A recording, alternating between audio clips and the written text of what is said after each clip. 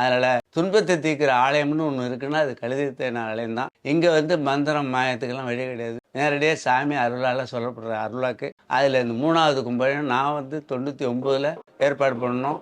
நாங்கள் எல்லாம் பண்ணி ஒரு ஊரில் கமிட்டின்னு போட்டு அதில் என்ன ஹரிகிருஷ்ண தலைமையில் ஊரில் உள்ள முக்கியத்தெல்லாம் சேர்த்து கமிட்டின்னு வச்சோம். அவங்க தலைமையில் 99, 2012, அதுக்கு அடுத்தபடி இப்போ 2026 கும்பாபிஷேகம் நடந்துட்டு இருக்கு. ஊர் மக்கள் எல்லாருமே இளைஞர்லேருந்து பெரியவங்கலேருந்து கமிட்டியோடையும் ஊர் மக்களும் ஒத்துழைத்து இந்த கோயிலோட வளர்ச்சிக்கு எல்லாருமே பாடுபடுறாங்க. கோயில் நம்ம கோயில்னு ஒவ்வொருத்தருக்கும் குலதெய்வத்தை மறந்துட்டாங்க. கழித்த நாள்னா அனைத்து வீட்லேயும் ரொம்ப மகிழ்ச்சியா சந்தோஷமா நம்ம ஊர் மட்டும் இல்லை, பக்கத்தில் உள்ள எல்லா கருப்பம்பலம், தென்னம்பலம், பத்திரிகுளம், பன்னாள், இந்த மாதிரி பக்கத்தில் உள்ள ஊர்களும் அடுத்த மாவட்டத்துக்காரங்களும் கழித்த நாள்னா ஒரு பெரிய ஆச்சரியப்படுற அளவுக்கு எல்லாத்தையும் மனசுல பதிஞ்சு போன ஆலயம். இந்த ஆலயத்துக்கு நடக்கிற இந்த கும்பாபிஷேகத்தில் என்ன சிறப்புன்னு சொன்னா, நட்சத்திரம் 3 நட்சத்திரம் கூடி வரக்கூடிய நாளில் கும்பாபிஷேகம். ஏன் 3 நட்சத்திரம்னா, ஐயனாருக்கு மக நட்சத்திரம், ஐயனாருக்கு மக நட்சத்திரம், கருப்பண்ணசாமிக்கு அஷ்ட நட்சத்திரம், வீரனாருக்கு ரோஹி நட்சத்திரம். இந்த 3 ஒரு நாளில் கூடக்கூடிய டயம் அந்த 10/8/11. அதனால தான் ஞாயிற்றுக்கிழமை வச்சிருக்காங்க. சில நாள் மூலவருக்கு மட்டும் நட்சத்திரம் பார்ப்பாங்க, அதை வச்சு தான் கும்பாபிஷேகம் ஆகும். இங்க